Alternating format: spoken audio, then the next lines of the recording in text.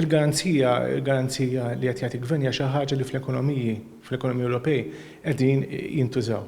Din mhix xi state aid, fil-fatt ġiet approvata miċ-channels kollha fejn jidħlu l-burokrazija tal-gvern. Hija l-istess garanziji li gvern jagħti biex is-settur privat ikun jista' jgħaddilhom dawk il-finanzjament possibbli permezz tal-venture capital u anke bid-development bank li l-gvern ħajamel. U hija l-istess garanzija li ngħatat fil-passat biex pereżempju ngħatat għajnuna lil Ena Malta meta kienet għaddejja minn bżonnijiet speċjali tagħha.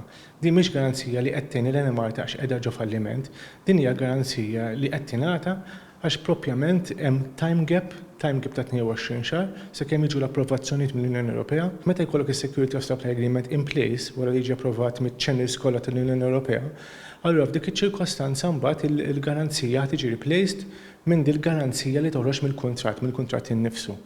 U biex niftehmu ġifieri biex ingħatat il-garanzija, l-investituri kellhom iħallsu għad il-garanzija, kellhom iħallsu dak li jgħidulu market adjustment, market oriented adjustment, li l-valur tiegħu jeċċedi 8 miljun euro.